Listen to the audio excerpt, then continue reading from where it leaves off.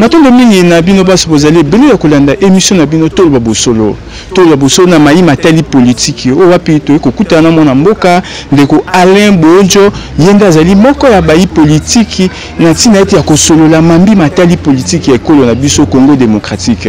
Avant teto pesa malopa ya o yazali invité na biso lelo na kobusa te ko pesa mbote mingi na bayi o bazo sala émission oyo na mikili ya poto na bosa te mama Magali dia yenda na bosa te presque motema ya Arsène Elonga et puis na kobosa na te ko pesa juste mbote mingi na mama Sylvie Bembo la rose à kota alata c'est-à-dire bagrife bangaka ye abangisa bagrife mikoto omesana kobenga ye mise en jour mama Sylvie Bembo la rose mise en jour et na kobosa na mingi te lisusu mwana Paris ya solo vita Yasmine mwana Paris ya solo na bosa ni te Jacques Chiyoyi mutambongo beye na Canada sans oublier Natacha Chiyoyi mwana ya Tongo ya Paris. On est allé baye oyo basala kete émission oyo ezala na ndenge ezo vivre lelo. Tokoti to yamba mwana mboka oyo azali molobeli to pe inviter na biso moko na lelo.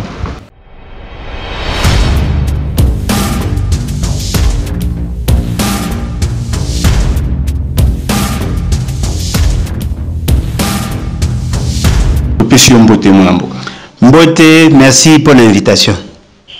Matondo mingi tofungola basango na biso na oyo euti kosalama lobi eleki mwana mboka Moïse Katumbi ayebina kokoma kozonga na mabele na ye yo monyango lolenge boni.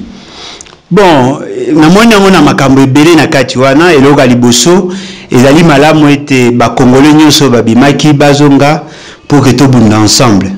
Mais loko ezali vrai ezali que ezako lubama déjà et pas na population na bato ebele que M. Moïse Katumbi a kutala kina asolola kina ndeko Félix basali ba arrangement particulier pour na Congo to mesai derrière ba arrangement particulier basali ba arrangement particulier ya liboso ba PC passeport ba memele écoute ti esika ya zalaki moya koza passeport ba pesi na batu na mingi passeport na bango basololi na ye na matali justice et en contrepartie ye aya kosala neti une forme ya ko voiler lutte politique et opposition parce que ndeko Moïse Katumbi na makanisi na ye na makanisi ya Félix Tshisekedi na ndenge bayokani ezali que ye akoma porte-parole ya opposition pour tango biso tango to kotiaka moto alobaka ote biso opposition to boye eloko wana tolingi boye po aya neti ko accompagner monsieur Félix Tshisekedi totondi boye bolamu na mboka na ye maye ba ke politique ya saka ya kala na lelo ko kante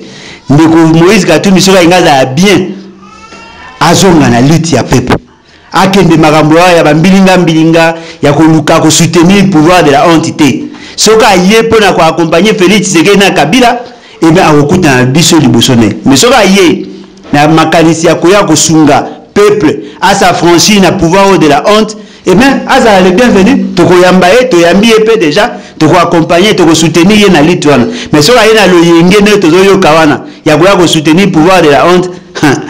Aye bake na yé, na Félix, na Kabila, ba ko koma siko ba cible na biso. Ngonga esko ko za mabesu makasi. Mwana mboka Moïse Katumbi, ko koma ne lobby, a lobby ete ekole yimoko, mukunda yimoko. Owapi auteki kobima na maponda mi uti koleka et puis a telemeli makambo yo ndeko Martin Fayulu aza koloba ya vérité des urnes to moni comme si na kati ya lamuka et comme na deux tendances. Bon lamuka na za imamba lamuka te lamuka soki il na deux tendances na zoka manenge baza ko kamwa keza na deux tendances na kati ya lamuka na kati ya regroupement ba bengi ensemble ezali na bato basala campagne ya Félix Tshisekedi.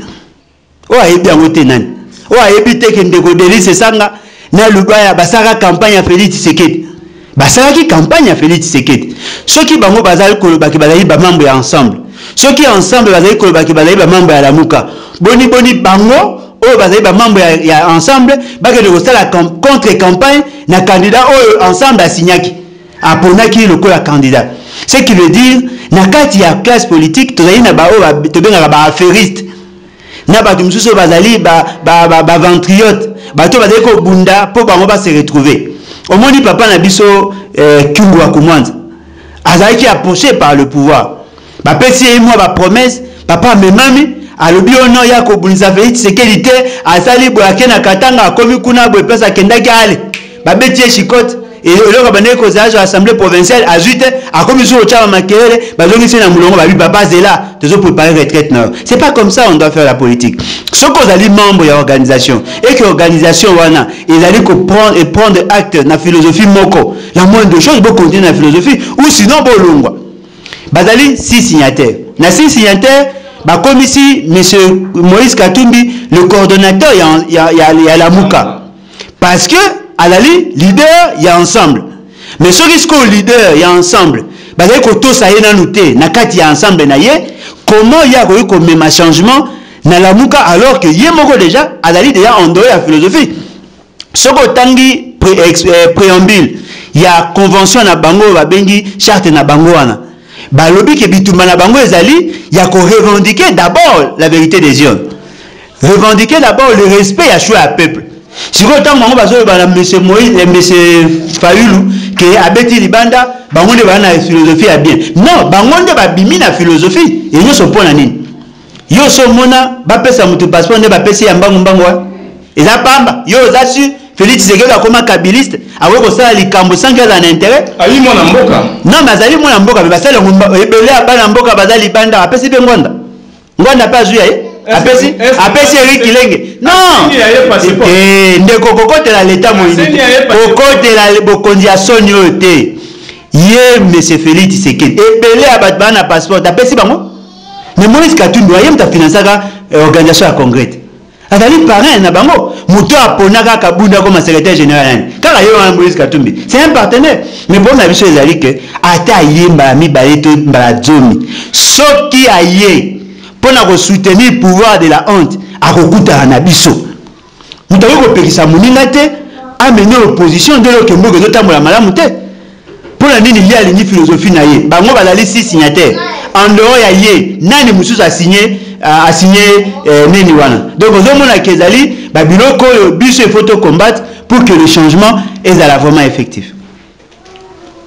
Mwana mboka oti kotalisa biso boye ya ndeko Moïse Katumbi na kati ya mabele na ye et lobi mokonzi mboka Félix Tshisekedi oyo wapi oti konomé premier ministre na banzi ete ba mboka bazaki omituna ma mituna ebele mokolonini oyo mokitani ya ndeko Tshibala komonana auti komonana réaction les anini komona premier ministre oyo ndeko Félix oti konomé. Réaction nanga ezali d'abord réaction à koseka na seki makasi omoni bandeko na biso surtout ba jeune ba uti kokota na politique siko bako mema mingi na ba sentiment oh non voilà monsieur Félix Tshisekedi azali mokonzi ya mboka ye mutale ko kamba mboka azali ko konza mboka aponami te ndeko kokotela l'état soni yote abimi na maponami te alali choix ya Kabila na lolengeni Kabila poniye abita la papa soki ngana bimi erobima mabe tigana zwa molimo na ngana kotsa na kati na yo ndeko Kabila ezalaki ndeko Shadar Kabila soutenaki Shadar ite Shadar déjà azalaki wana lokwa étiquette azala lokwa mutu moko pona a légitimer pouvoir ya monsieur Félix Tshisekedi monsieur Félix Tshisekedi baponaka ibanda kala avant kutu ibiza eloko bayi barate zali bobo sana teki ngana uti majorité présidentielle na yebi bango très bien ndenge bazali ko fonctionner. Le problème na biso ezali boye bango balobaki na biso que non azali na pouvoir ya konommer muto ya lingi ya konommer même Félix Vital Kamerhe batuni bango a voter non le pouvoir discrétionnaire to le na pouvoir discrétionnaire comme un pouvoir discrétionnel c'est-à-dire un pouvoir qui distrait le peuple au moins le pouvoir na a voter a nommer nani a nommer ndeko ya Kabila a nommer nani a nommer mutu ya PPRD. Majorité parlementaire. Non mais c'est ça pour les bango va quitter. Tant batanga yi komba kamé biso to tinde bon. To tinde ki bango ta et la kisi ke ba na maîtriser le côté. Papa o ba wana c'est vrai qu'elle a une faiblesse na ye, mais azali mutu ya maele. Azali mutu ya maele, azali une expérience, a assumé ba haute fonction et puis on a se payé na nomination na ye, ba pesi biographie. Ba ebisi biso abotama na mboka boye atanga boye asala boye mais Kabundi na mokonzi ya mboka tango batangaki makambo na babikaka non Félix Tshisekedi fils de Tien Tshisekedi et de Marthe et puis marié père de 5 enfants mais makambo étude fait babeti sote. Ce qui veut dire quoi? Ce qui veut dire que yo au moins ba nommer sur base il y a background, sur base il y a passé naé, sur base expérience ya nango. Mais le problème est alini cause à maele ezali lo mususu, cause à une expérience ezali lo mususu et puis ko servir peuple appelé lo mususu. Ye baponi ye ndenge mo bapona batu nyonso. Félix Tshisekedi bapona pas sécuriser ba intérêt à Kabila. Madame Mabunda bapona pas sécuriser intérêt à Kabila. Président Sénat bapona pas sécuriser intérêt à Kabila. Premier ministre baponi pas sécuriser intérêt à Kabila. Ba konza kuze tribunaux bapona bango pona ko sécuriser ba intérêt à Kabila. Ba généraux ya armée na police bapona bango pona ko sécuriser le pouvoir à Kabila. Ata ceux qui ba nommer lelo. Et là on dit to ko zana sikawana. Parce que changement, il a dit changement à système. La même philosophie est gouvernant. Mboka pendant autant d'années, il y a moins de continuer. Donc quand il s'agit de M. Félix Tshisekedi, tant on se voit molimo ya papa na ye kokota na kati na ye, alu quand même un changement, non? A quoi on peut na ba jouisseur? Ba monsieur la kabuna comme matala ni koya ba chevaux, ko kenaka ko luka pasi ba ambasi to ba masanga iteka maka, ko tamba na ba ta majorité présidentielle, a comme ko défendre Kabila, ko le kakutu na mende. Changement ni boka ça tuwe kozwa na condition wana.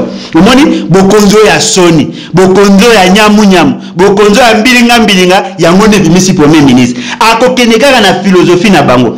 Soki papa wana alingia mema changement, alingia effectivement que tout se pela na yé à se démarquer na pouvoir. Ata soki ba kolongola mais to yeba ke ayena likanisa sik. Mais soki ko batela ngwankazi na ye changement aux arrêtés. Il ne suffit pas seulement à un premier ministre, il faut appeler un service à peuple. Mais si vous avez un monde pour l'intérêt à peuple, mais vous avez un monde à bango ne bazali ko bonga. Ba bazali ko tama ba mituka mo repola, le ba ko tama mituka ya cher, ba weli ko bala, ba weli ko soma ba mapango ko tonga bandako. Mais alors que yo pe soki ozi esika wana. Owola osomaka mituka. Eza le lenge na biso ba yi congolais. Non, eza le lenge na biso te, ezali ba jouisseur, ba to ya kanyaka o bazu pouvoir na ndenge ya soni.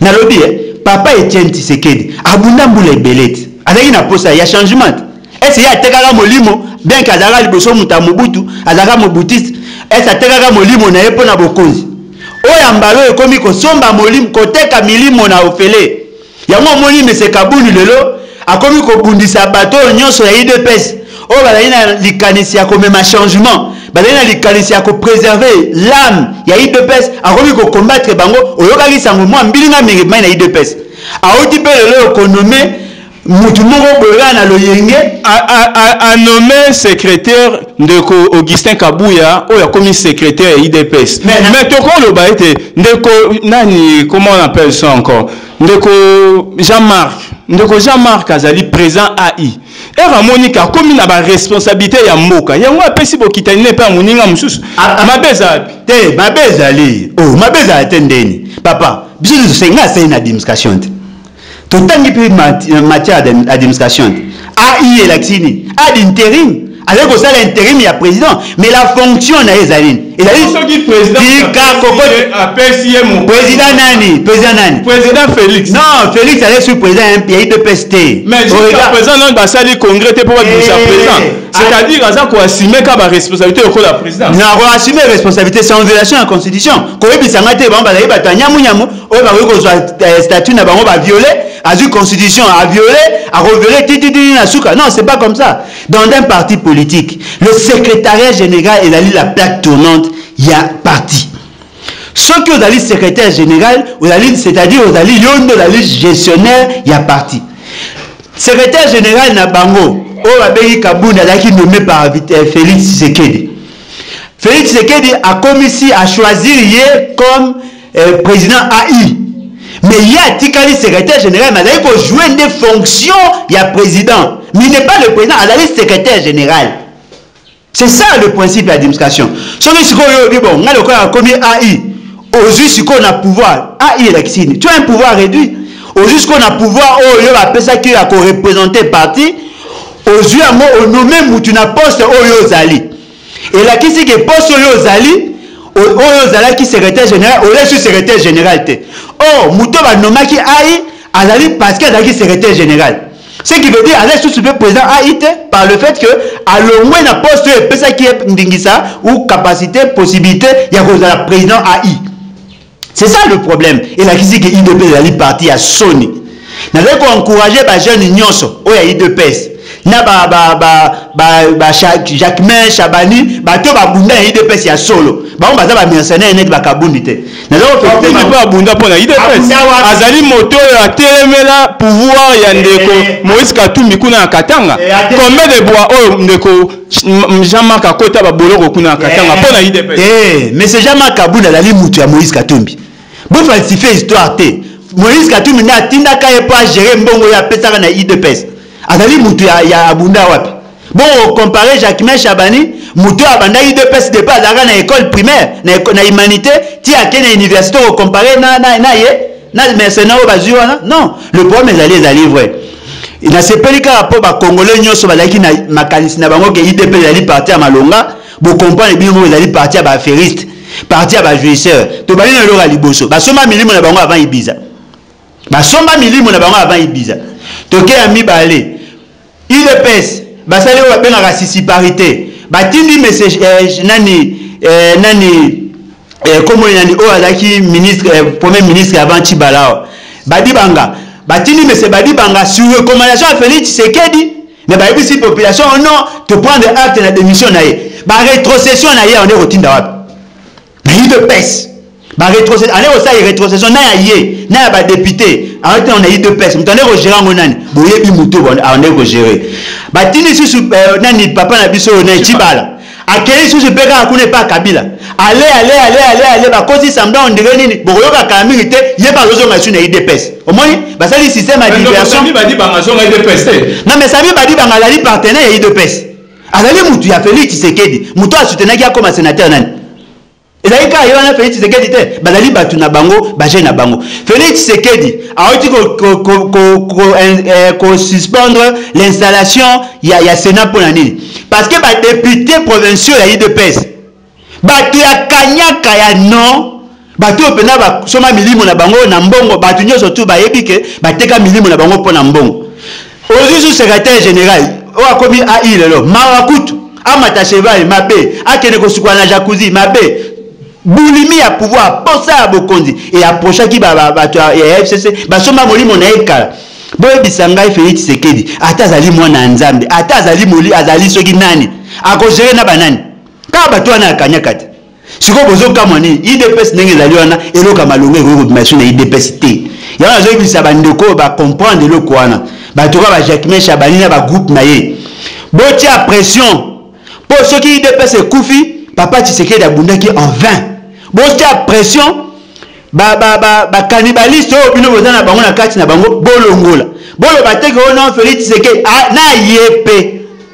na yepe ala yepe muto fe bo combattre bo suka ka te nani kabundi elaka kabundi te bato basimbi kanyaka bato bateki milimo bazali ebele bolongola bango bo reconstituer parti na bino tant mususu un jour population repose amener sous confiance pour IDPS eza mawa eza soni o batekaka milimo ba corrompre ba député mabe ba corrompre ba dirigeant mabe ba corrompre partout kaka kanyaka na kanyaka eza mawa ndeko Kabunda azali moko ya baye oyo abumisa molima mwana ye na hôtel kaka IDPS nani ngana toyebi ngana toyebi ndeko Kabunda azali moto oyo abunzi po IDPS ezwa bokonzi kaka leo na bokonzi nde akotika akolanda kanyaka te bosa to sa confusion wana te pouvoir ya Félix Tshisekedi euti na IDPS te pouvoir ya Félix Tshisekedi euti na Kingakati to sa confusion te Félix Tshisekedi amaki 3e bon de la kamini te tango obimisa gouvernement ba dessus ya majorité ba rememia bino ba preuve o bino bolukaka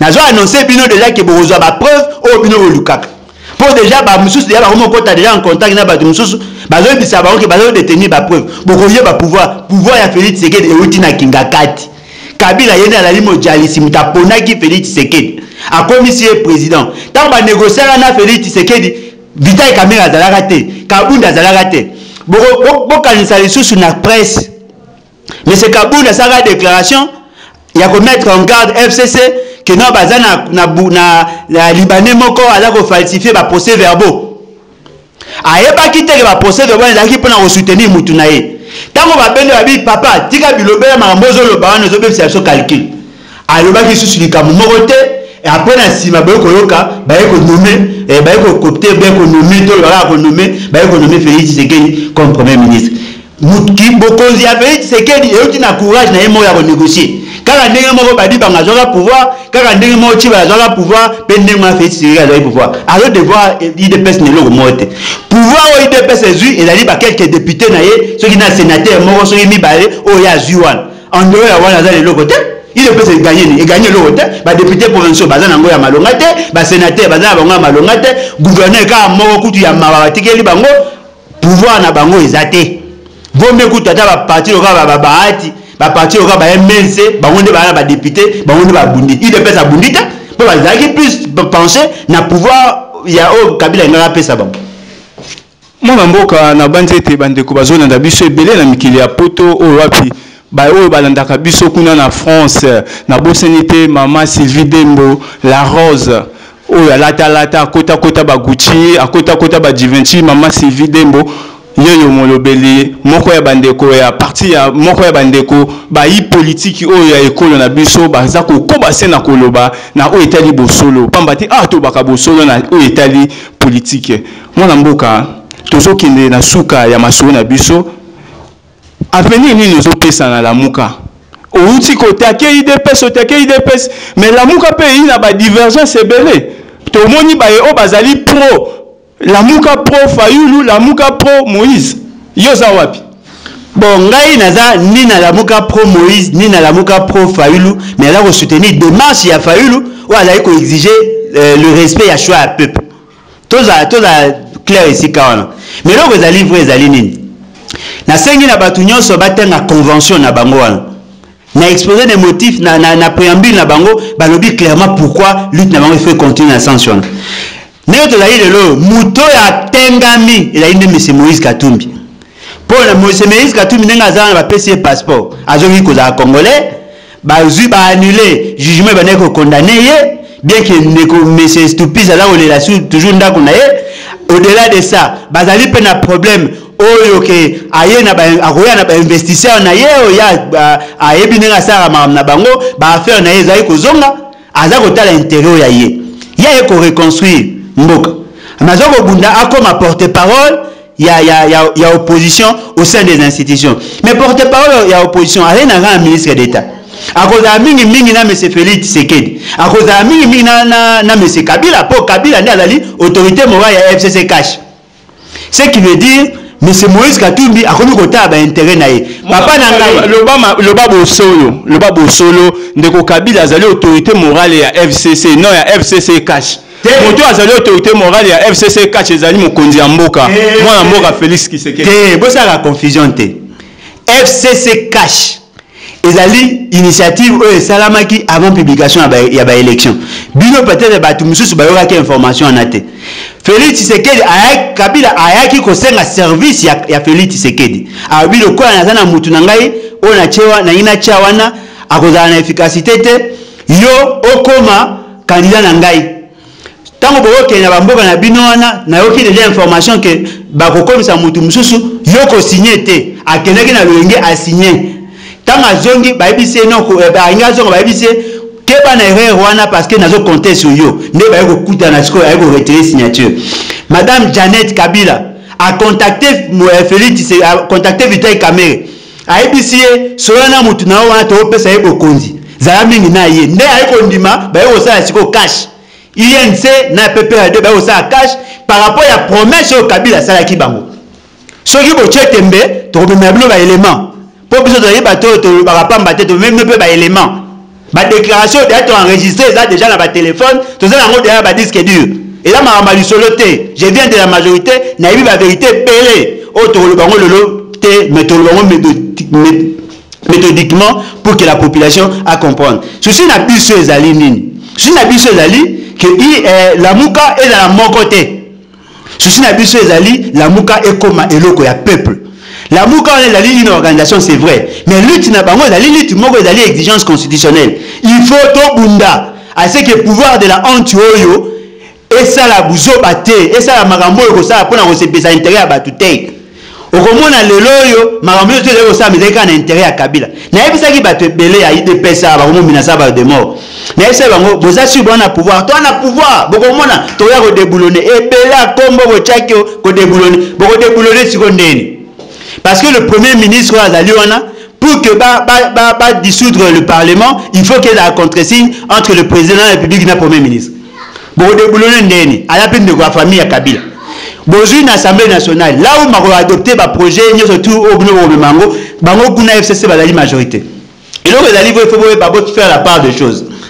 FCC na cash. Ce qui est sangani Mouto a une majorité parlementaire, Mouto a une maîtrise de l'institution, yenda cause à l'autorité morale. Yo lingo le balangay que 337 députés il y a l'Assemblée nationale va refaire allégeance na Félix Tshisekedi. Pour la nini ba gouverneur au bazali à FCC. Alors on écoute na Félix Tshisekedi pour ba valider pouvoir na bango, ba investir bango, ba kendaki d'abord que ça allégeance na autorité morale na bango. Mais ce Kaboul sera comme premier vice-président. C'est parce que Kabila a fait sa autorisation. Le fait que y a un compagnon qui a installé Félix Tshisekedi le corps président, n'est pas qu'il va nommer. Ce qui va nommer, il a qu'à pour la volonté de Félix Tshisekedi. C'est parce que Kabila a 5 qui va voter. Dans 4 il y a eu deux pèses. Les députés belé il y a eu deux pèses dans l'Assemblée nationale. Il faut voter Kaboul. Mais Kaboul a bénéficié d'un soutien à la majorité présidentielle. Abimi a 350 voix. Bon, on a combien? On a combien de députés? Mais les députés n'ont pas voté qui était. Mais pourtant, on a voté qui m'a bunda, mais on a voté. Ce qui veut dire l'autorité morale est allée et si pour décision ils ont marqué. Décision ils ont marqué kinga kati. Décision ils ont marqué beaucoup quand ça que non voilà Félix Tshisekedi. Non, sur le plan institutionnel, Kabila et Félix Tshisekedi effectivement il y a une ordonnance. Mais sur le plan politique, c'est Kabila qui prend des décisions. Alors quand ça que l'autorité morale est parce qu'elle est président non. Kabila a une autorité morale et MP parce que hier elle a distribué la carte, elle a une maîtrise et sur l'aspect politique et sur l'aspect institutionnel. Félix Tshisekedi a une maîtrise quand la présidence de la République. Elle a une maîtrise quand la présidence de la République. Même la présidence de la République, il y a Vital Kamerhe jongler. Ce qui veut dire Félix Tshisekedi, c'est le pouvoir de Ebeli, il y a Koloba Makanisi, il y a la présidence, et puis il y a signé par ordonnance. En dehors, il y a Wana, Kuna, Kamerhe, Azo dribblé, côté à Kabila, Azo fait sa orientation, et dans le pouvoir, on les a pouvoir à te, Bandeko. Ils allaient pouvoir à te, pouvoir, ils allaient là où se prennent des décisions. Pouvoir, ils allaient, c'est qu'à exécuter à rater. Mais ce pays, c'est qu'il y a exécuter, plan à Kabila, il y a un besoin de tâtonner. Matondo mingi na bino baso bazaki belé o wapi to yamaki mwana mboka auti ko tanisa na biso oyo za koleka na oyo etali politique ya ekolo na biso to komi na bokabona na biso mwa dilo basuka na baye nyoso bazwi ngolo ya kolanda biso na ngonga oyo biso to na posa ya kocha mboka na mbilinga mbinga te mais to yito mettre bino population en garde par rapport ya mafia oyo ko s'installer bon moi qui ba action à 100 jours il y a la santé financière, il y a eu des détournements pour démontrer dans les émissions qu'il y a Sima. Des détournements à Souka, des surfacturation pour ne profiter. Donc, il Sabino que l'élection est effectivement en 2023. Si on est en 2023, c'est très difficile parce que nous avons préparé un système pour réviser la constitution pour permettre M. Kabila à zonga à Nyamunyamu. Mais c'est Félix Tshisekedi Azali Mouto, le bilan du Bota, il a mis soumis balé. Quand il y a une solitaire pour avoir risqué à Tchabiso Mboka na Kao. Il faut tout faire en sorte qu'il y ait que tu as mécontent, qu'il y ait que tu aies qu'il y ait choix à Kabila et non choix à peuple, qu'il y ait que tu aies à tout moment pour mettre fin au pouvoir de la honte qu'on a imposé Biso. Bajen a eu des pèses. Nous avons encouragé Bino Bunda. Bo kombola kabundu wana nyo surtout bo kombola bo tia batoyo baleko bunda pour l'intérêt ya parti na bino pour bo sa intérêt parti na nope la libre moko ya parti historique ceux qui bo bomi ngo lelo lutte nyo surtout ya Nkondo Félix ya Etienne Tshisekedi et kokoya na mai et kozala tinate mais c'est Jacques Chabani ko bosa na te ozali secrétaire général oyo monsieur Félix Etienne Tshisekedi aponaka na mutema na ye aponaka na mutema ba o mususu ndaki par rapport ya bakanyaka mais yo dali choix ya solo parce que bunda na yo na famille na yo bo bunda pour le parti bon ça en sorte que parti wana ekufate parce que bo komi plus ba affairiste to yo kike bo créer bureau moko na GB bo za ko enregistrer ba demande d'emploi ba jeune mais ba jeune na IPPSP ba na posa misala bo zo ba mercenaire bo négliger bango l'hôpital ba yo sou ba tumi pine après bo komi sur na mebele ya na senga ya bino bon ça en sorte que bino bo libérer le pays bo libérer d'abord M. Félix Tshisekedi na emprise à Kabila pour que mboka na monsieur espérer atteindre le développement. Merci pour l'invitation.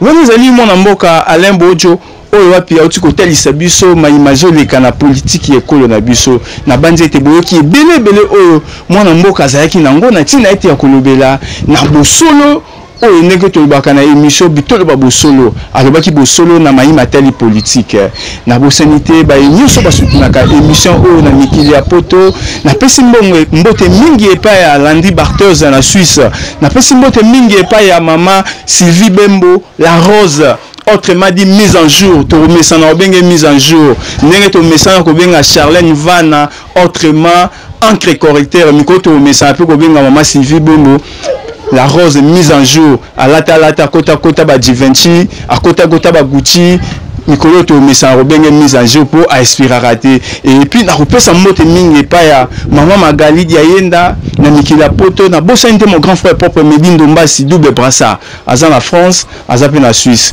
tout le monde ani mikoza koya na ba invité mususu na émission na bino toloba bosolo.